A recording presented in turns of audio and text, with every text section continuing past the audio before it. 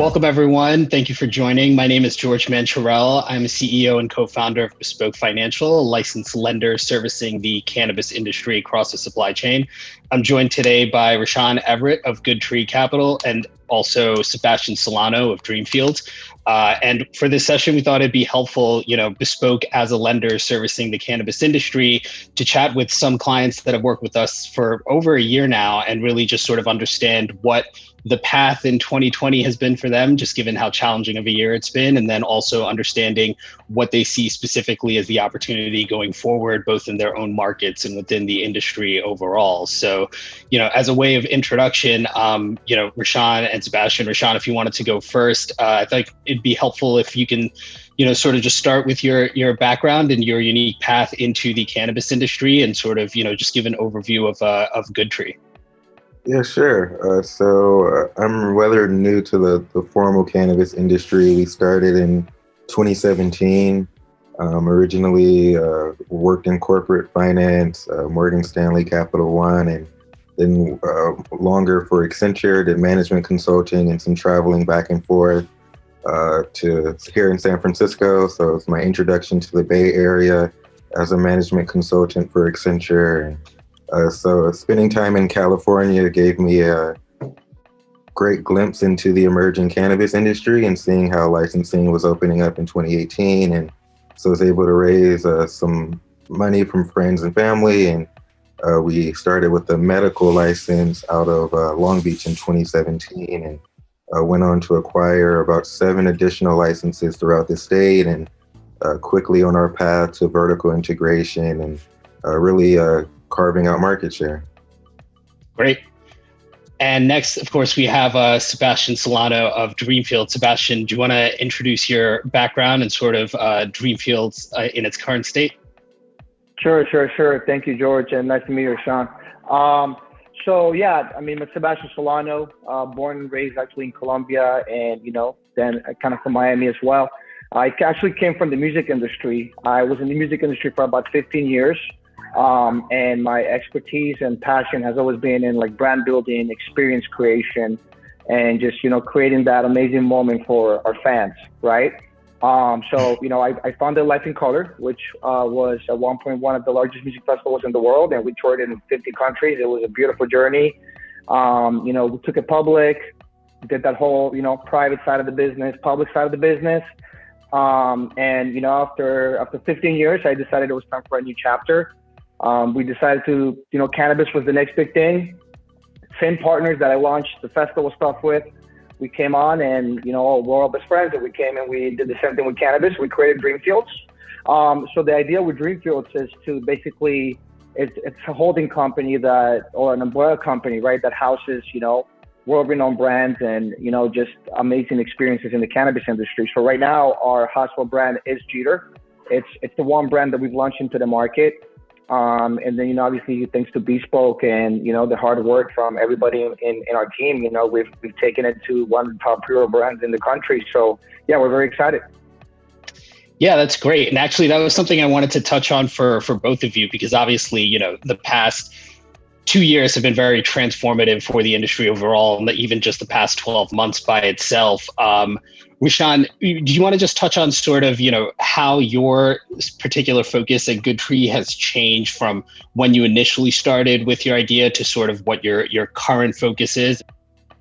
We always anticipated to amplify our delivery with a retail focus and a brick and mortar kind of foundation. And now we've kind of shifted, and we don't necessarily see that in our future anymore. It's not quite as a brand builder or anything that'll add as much value as we anticipated. We're seeing the e-commerce penetration just increase significantly.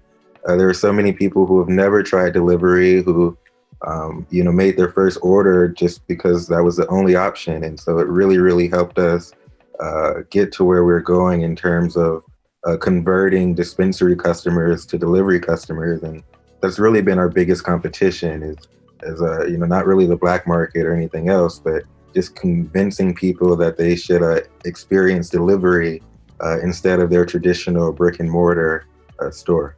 in terms of how you see customer behavior now that we are in the COVID world and, delivery for everything from food and groceries is just more in demand.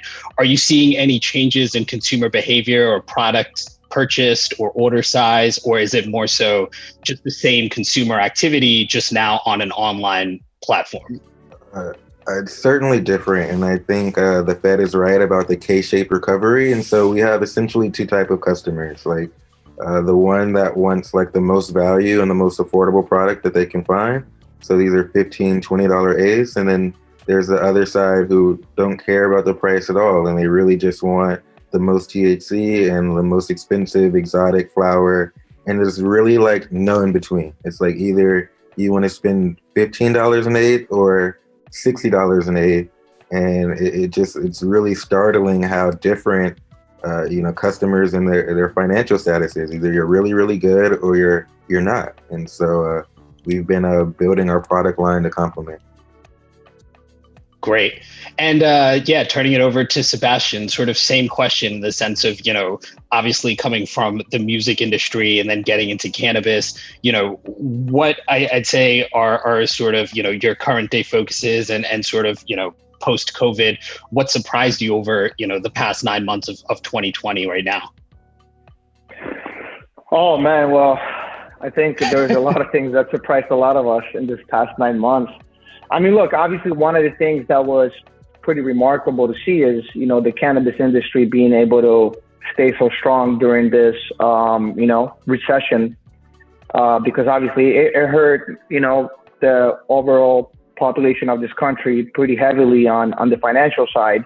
But even with that said, at the beginning, there was that early wave that dispensaries, were swamped because everybody thought they might get shut down. So everybody went in to, get their flower, to have in case they have to get locked down and they can't go buy more. And then obviously there was a slight decrease. But I will say for us as Giro as a brand, nothing changed really, on the consumer demand side, right? So pre-pandemic, there was more demand that, we could supply. During pandemic, and I mean, I guess we're not post-pandemic yet, but so as far as that, it's been very steady. So we kind of blessings every single day for that.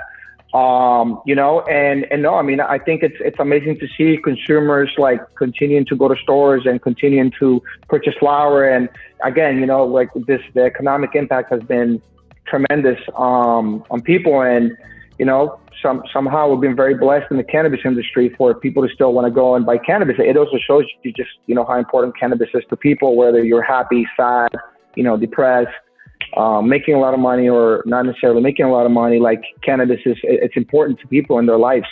And it was good to see also the government recognize that as well, in their own way, of course. So no, I mean, look, for us in regards to the consumer behavior, it's kind of been on par with the way it was already going for us. Now, there's definitely a whole set of challenges that came with that, which, maybe it'll be part of a separate question when in regards to like internally, operationally, how it affected us. Now that then there was an impact. But, thank God in consumer behavior, it's just been great, and a little similar in a way, also funny to the music industry. Not this time around, but in general through recessions, because in 2008, when we had the last recession, we were booming as a touring festival, and it was similar, to see how people, while they didn't, they weren't doing really well financially, when it came down to going to a festival or concert, like they were there in the line anyway, they found a way to buy a ticket. So it's really interesting to see this industry that can kind of become recession proof, and I think it definitely elevates the value of them. Well, Sebastian, I did have a follow-up call because I remember, when we first started chatting and as you guys were building the sort of Jeter brand market presence, I know you had, previously worked with having your sales team go out, do a lot of activations and sort of building brand awareness that way. How are you guys going about now? Because obviously, Jeter's growth continues to be very impressive. And I think, more and more of the market's, aware of the product, and obviously your sales have reflected that, they're happy with the product. But how have you pivoted in terms of growing the business and making sure that building of brand awareness doesn't dip? We can't do on-site activations anymore, at least not right now. right? And not for quite a few months. So how do you keep the brand engaged with the consumer? So we came up with all types of campaigns to do online, not just like, giveaways and stuff like that, but actually things that keep fans engaged. We also are still able to do a Jeter Day, which is like a once every couple months thing that we do where, we tease it like for a couple months, and then we announce, 10, 20 locations around the state, and people can go there, buy Jeter. The first 20 people to get there are going to get a special box that has a bunch of Jeter goodies and stuff like that. And that was a huge hit for us, especially during the pandemic, because we were able to just purely promote it online.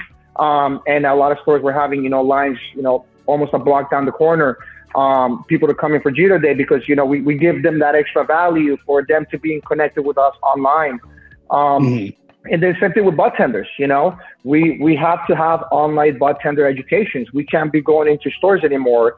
You can within reason, but not like the way you used to, where we had a rep all day at a dispensary for 4 hours, educating budtenders, educating consumers. We can't do that anymore. So how do you educate a consumer at a store? Is through the budtenders. I know, some companies value, some companies undervalue the importance of budtenders. Budtenders, I think, are the single most important people in our industry for us as a brand. Because there are direct salespeople to the consumers, not exactly our in-house sales reps, but more like the budtenders. They're the ones that are really selling the product to the consumers. And the importance of educating them and setting up, online sessions with them. And, also you have to give them incentives, because, like people don't want to necessarily go on Zoom and get educated on a brand. That's not exciting versus showing up with a pizza, right?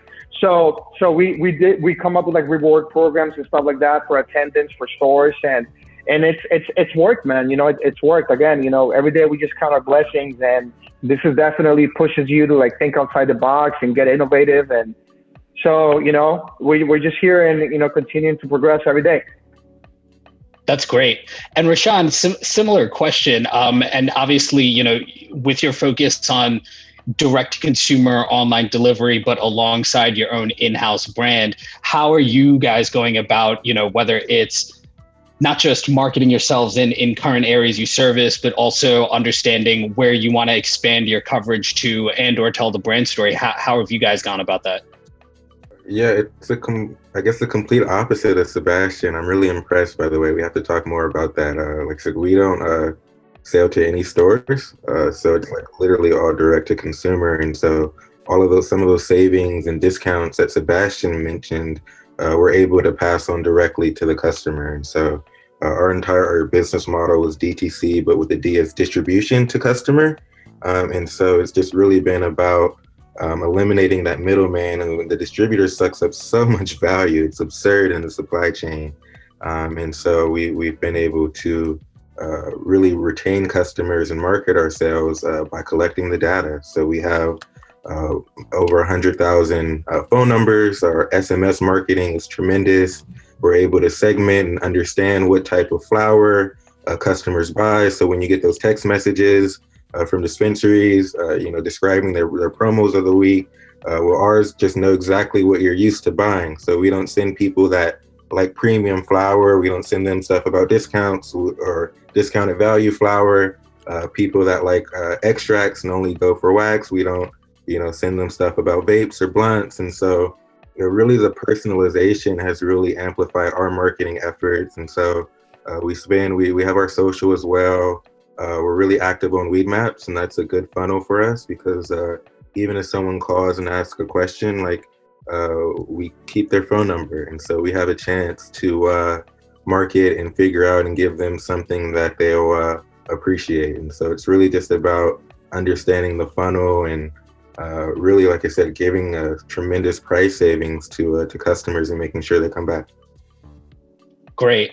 And now, no conversation with a lender would be complete without talking about financing or capital. But, irrespective of, sort of Bespoke's focus, I'd be curious, Rashaan, if you could just chat through what you see as the biggest change, I'd say, in the financing landscape. Obviously, the later part of 2019, the entire cannabis industry was sort of subject to a lot of equity investors retreating. Has that gotten better, stayed the same, deteriorated? And again, I mean more so just in terms of if you go out, obviously both of you are focused on, continuing the strong growth you've seen. What are you seeing in sort of the broader financing landscape over there? It's intriguing. So I think there's still a lot of consolidation efforts. We still get people interested in inquiring about a full acquisition.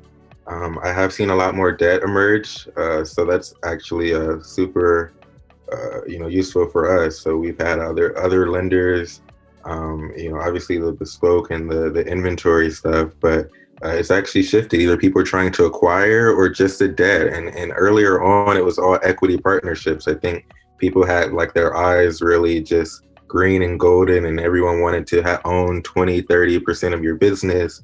And now they're just kind of understanding the cash flow. They're understanding that, exiting may be a little bit longer and more challenging than expected. And so that equity isn't as appetizing as it was back in 2018. And so now some of our strongest attributes, our ERP and some of the things that we can leverage to show strong financial controls have helped us earn more debt and at a competitive rate. Great. And Sebastian, same question, obviously with Jeter's continued expansion and obviously, just any company growing needs capital underneath it. What are you seeing just broadly in terms of conversations or capital sources that you see out there for cannabis? Well, yeah, I mean, I think it's interesting to see. I feel like there's a lot more debt plays going on right now.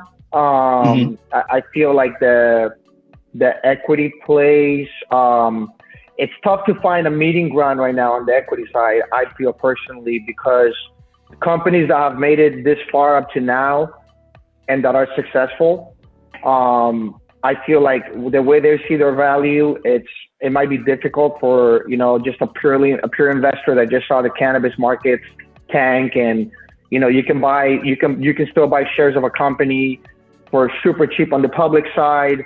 And then on the private side, we're just not a cheap company, there's no reason for us to be undervalued, So I do see a lot more debt plays happening. Also, again, I think the main reason is because of the, on the unevenness on the equity side, some companies, if they sell equity, they're just giving themselves away, and then some other companies, it's tough for them to sell equity because they feel like they're worth way too much. So right. I feel like, thank God for us, and, I have to thank you, George. Bespoke has been a phenomenal platform for our growth. We've actually kind of stopped looking for, any type of funding, just from, both your platform and from, just Jeter sales increasing significantly month over month, our margins being healthy enough to continue to self-fund the business. We're being in a pretty blessed situation over the last, almost year where, we are not looking for equity capital right now. I do believe that if you have a strong business with good fundamentals at the moment, if you can find some, solid debt partners, I feel like it's a healthy way to grow as long as, you keep your balance sheet within reason. So yeah, I mean, it's interesting, again, I've been seeing a lot of these big companies taking, massive loans. Some of them are reasonable rates. Some of them are just like, yeah, I don't know how you're going to make it. So I just hope that they're profitable. If you're profitable, I mean, you can handle certain, high interest rates, and, all parties win. So I just think it's having that good balance, between debt and equity, and it's going to keep changing, who knows what's going to happen next year, maybe next year companies on the public side skyrocket again. And then on the private side, they're giving you again, crazy valuations because of what they're looking in the public markets, or, maybe more money shifts towards the private side, because people on the public side got burned so hard. It's so crazy. Like a year ago, it was like everybody wanted to go public. 2 years before that, everybody wanted to fund private companies. So it's crazy, man. This industry is nuts. Like I don't think anybody can tell what's going to happen in 2-3 years. It's tough to even see past 6 months when it comes to certain things like funding, where the dollar's going, and yeah, it's very interesting, man. But that's kind of how we see it right now. That's interesting because I know that, to both your points, investors looking at the space in 2017, 18 were sort of, just seeing dollar signs with the idea of funding privately and then getting a public liquidity point. And now that we're in this environment where, broader economic pressures are stressing every industry, cannabis has an essential medicine carve out and sales have been increasing, it almost sounds at least as promising, if not more promising than the environment back in 2017, 18. But, I guess once burnt, twice shy, and, it'll just take some time for sort of some of the larger investors to really come back to the space, as compelling as I think the growth of the industry has been to date. And then, just looking forward, I know we had touched upon this a little bit earlier, but in terms of where you guys see the next 12 months for your own respective companies, and Sebastian, I'll start with you. What is going to be the main focus for you? Because obviously, between building a brand and managing operations, there's a huge market and there's always opportunity. But whether it's expanding across the country, whether it's introducing different products, what is on deck for DreamFields and Jeter for the coming year? Sure. The next 12 months are, I guess every day are going to be very intense. California, we're so blessed, I think, to be in California because the amount of growth, the growth potential in this state is literally as if you're growing in a whole continent. The amount of on the sales side, the revenue potential, we're still we have years ahead of us in a way, in regards to how much we can grow just in California, right? But obviously, as a brand, it's important to start having national footprint. I wish I could say global, but in the next 12 months, I don't think that makes sense. But yeah, so our plan is basically stay focused in California because we have so much ground right here to go. We are looking at launching some new products, definitely new SKUs, some very exciting new products under the Jeter family. And then, we are also already having ongoing conversations with different potential partners, co-packers, potential licensing deals maybe in different states. It's something that we're taking our time with because we did this in the past already with, again, going back to the music stuff. We started very strong in a state and we know what happens when you expand too quick.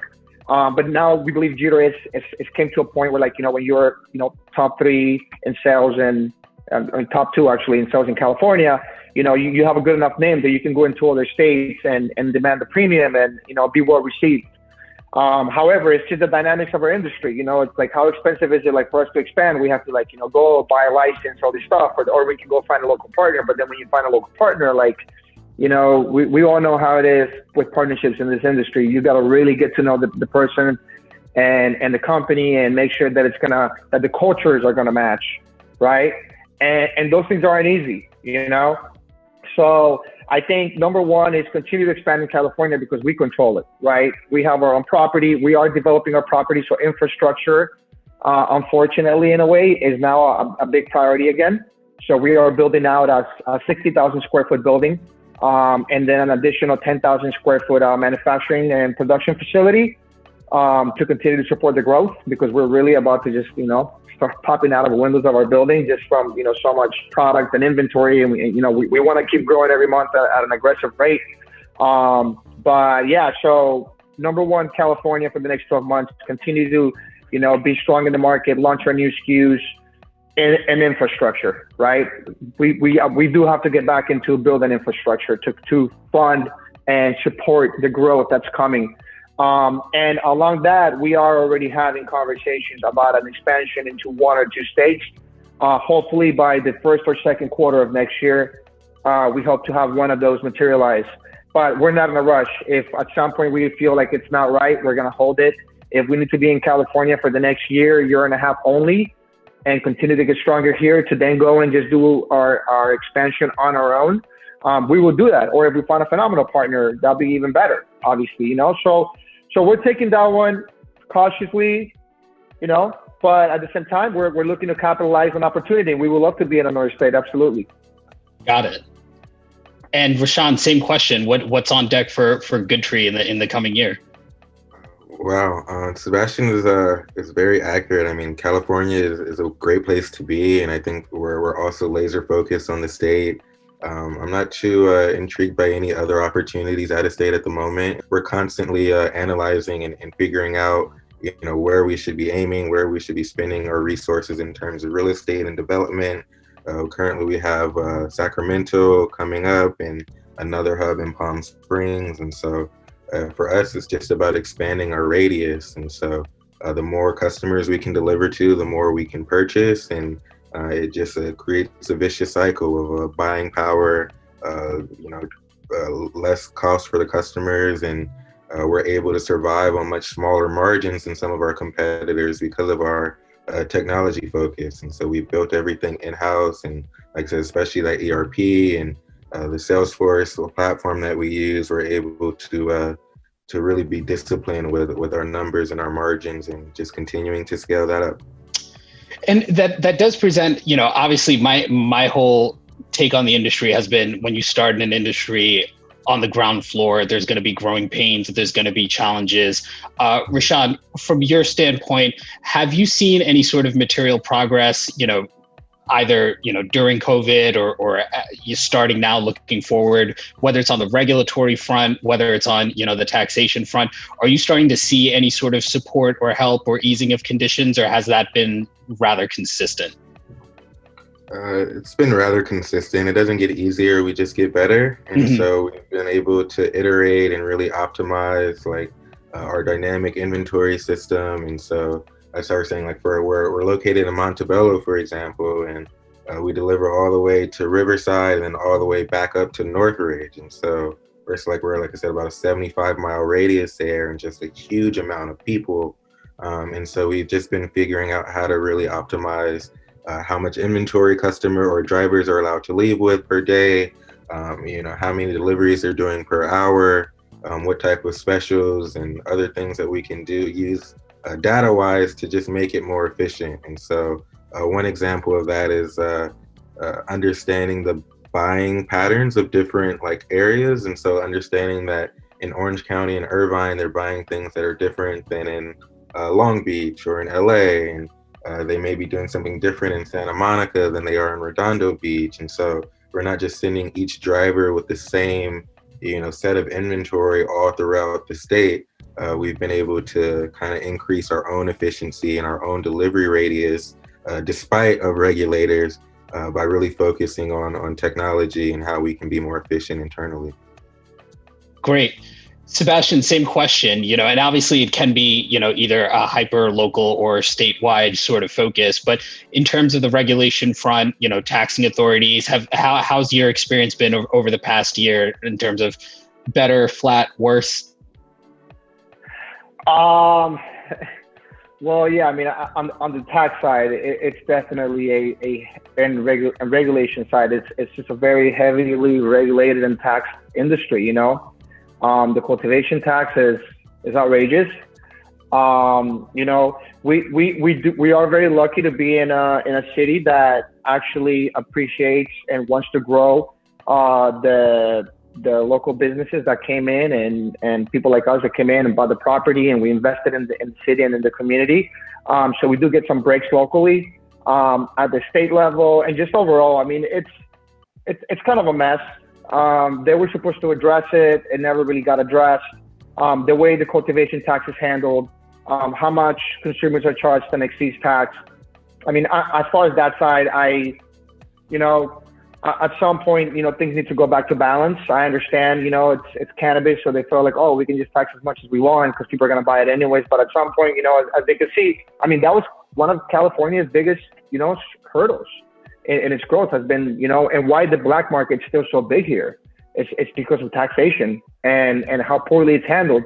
And even just from an operational perspective, the fact that you buy the flower from the cultivator doesn't necessarily want to hold on to the cultivation tax. They want you to remit it, right? But then as a manufacturer, then then if you sell, or as a distributor, if you sell it to another distributor, then that other distributor can carry on the tax.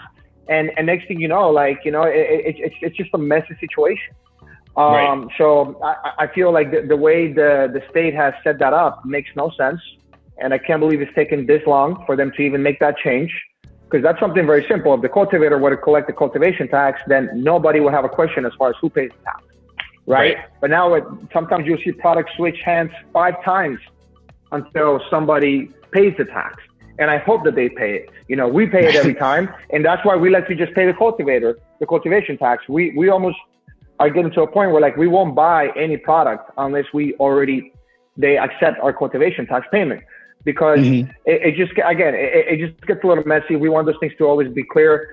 So as far as that, and look, regulations are, that's like the challenging part of the industry, but it's kind of like the opportunity of the industry at the same time. It is supposed to be difficult.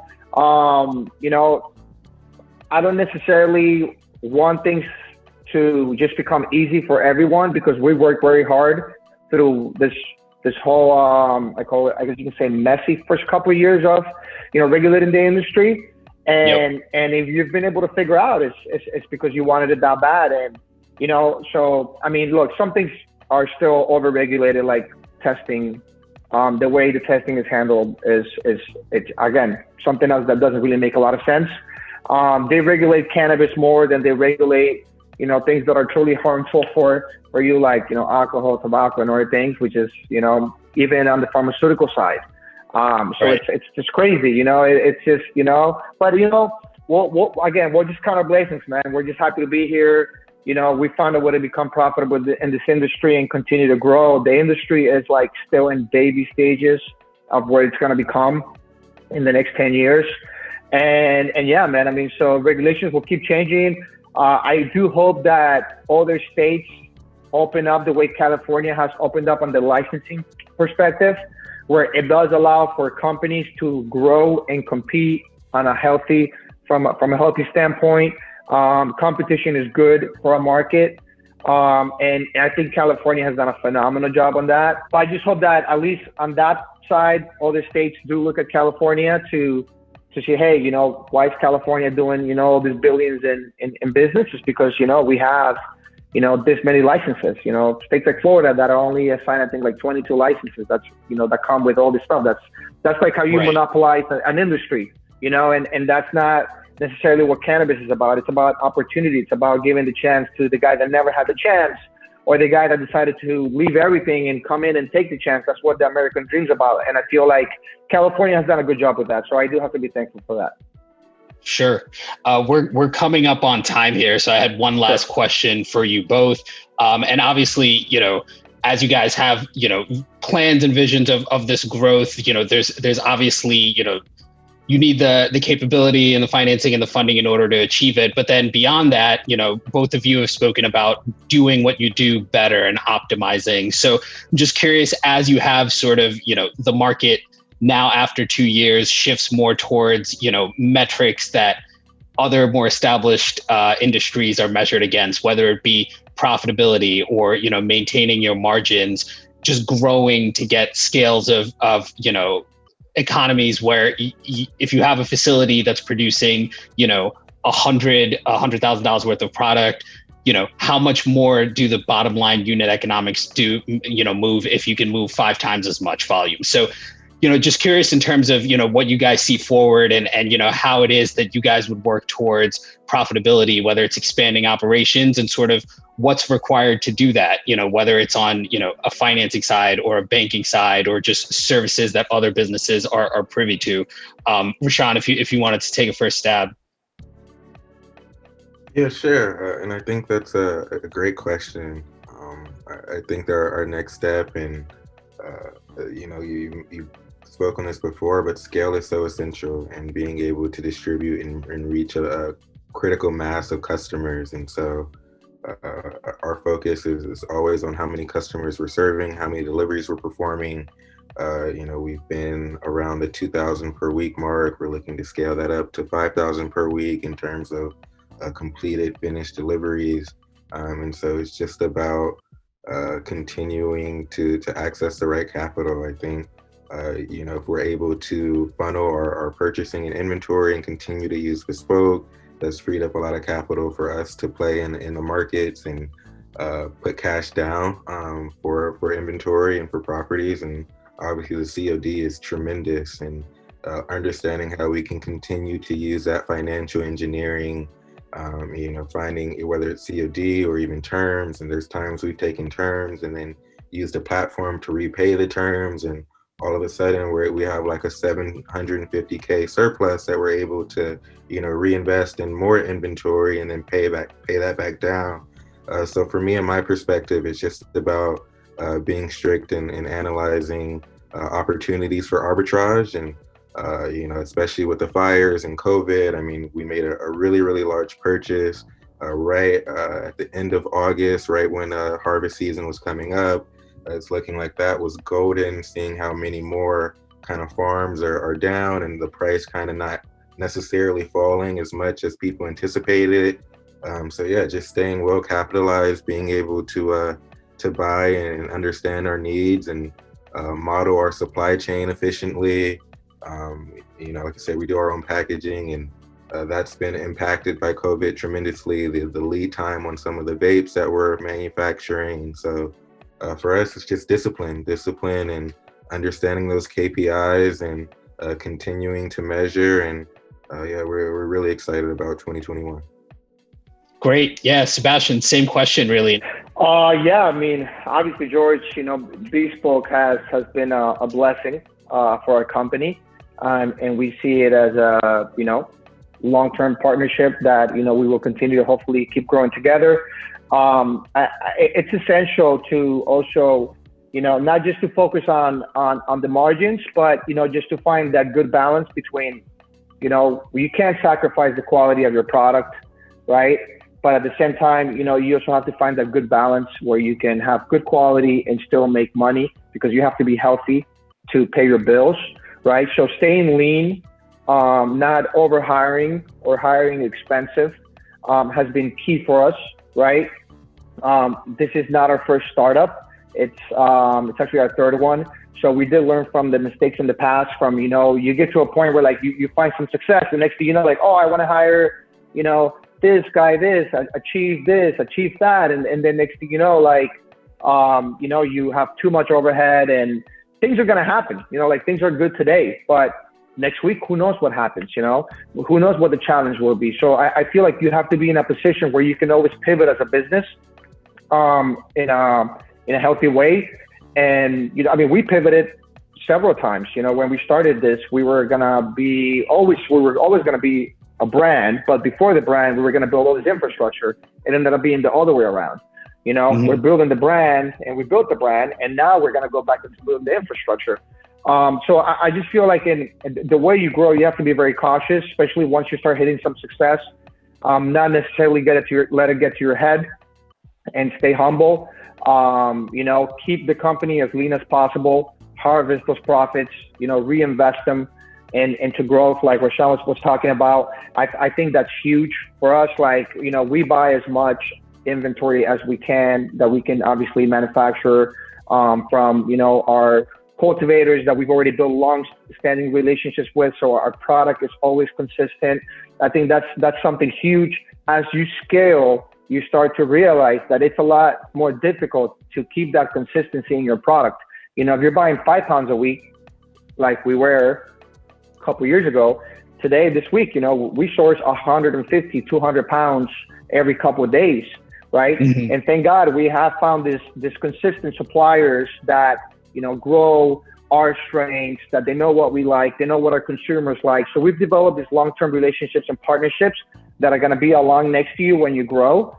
Because, again, it's easy to do 100, 200,000 a month, but when you get into the 7 figures, you really got to start to see, like, this is when your business IQ comes in, and you're able to like have forward vision and see, okay, well, like if I want to get to this number, right, I need to find long-term partners, which is obviously what we did on the financing side with you. The cultivators that we work with are the same cultivators that we've been with for a year. Obviously, we keep working with new ones, but at the end of the day, the people that we're buying all of our product and manufacturing our Giro products with, it's all the same guys, the same strains. We've been able to work with them on the inside in their facilities so they can continue to work with us. And we even discuss what are their future plans. So I can make sure, like if he's not going to keep up with my growth, I need to then go find additional partners that can complement and they can continue to grow with us, which is why obviously now we're building also our own infrastructure, which obviously is extremely expensive, but it's an investment that has to be made. So I think finding great long-term partners, consistency, staying lean are huge metrics, that you need to keep in mind as the company grows, and, promote from within. That's another huge part. I think developing company culture is huge. When you have 10 people in your company, culture is not so important. When Right. you have, we're getting close to 200 employees, culture is extremely important. Everybody there needs to sign up to the vision of the company, right? You Right. need everybody there to wear the tattoo in their heart, like it's crazy. Like, and I'm sorry, I'll end this very quick, but like I've gone into, my production rooms and I've worked with our packaging techs, making our pre-rolls and our products, and the level of care that I see in our employees, like they'll tell me like, hey, Sebastian, stop, that one, look, it's not perfect. You need to tweak this like this. And I'm just, man, this is amazing. That my own employees are telling me that, Teaching hey, you how to do it. you missed the spot. You know what I'm saying? Right. That they care that much about the perfection of your product because it's going to our consumers, and it's because of them that we are where we are. So I feel like as you scale, for you to continue to be a successful company, like you need to adapt a very strong culture in your company, and everybody needs to be signed up for it. And then that way, you can continue to grow. So anyways, man, I think there's so many things that could be shared here, but definitely, like from good financing, long-term partners, culture within your employees, because you definitely hire a lot of employees as you grow. I think all those are massive. Great. Well, I want to thank you both again for taking the time, sharing your stories and your focus right now. And, leave it open if either of you had last minute comments or anything else you wanted to throw in there. Feel no pressure. No, I We've been talking for a while. Yeah, no. I just want to say thank you both. Rashaan, I actually want to connect with you. We'd love to learn more about your business, and I'm sure we can do some things together. And then, George, Bespoke, and the Growth Conference, everybody, just thank you for having us. We're honored to be here. Yeah, likewise. I really appreciate the opportunity to continue growing with you, George, and looking forward to working with you, Sebastian. I'm very excited to hear and learn more about your business, and thanks, Growth, for having us, and looking forward to next time. Great. Thank you both very much. It was great having you.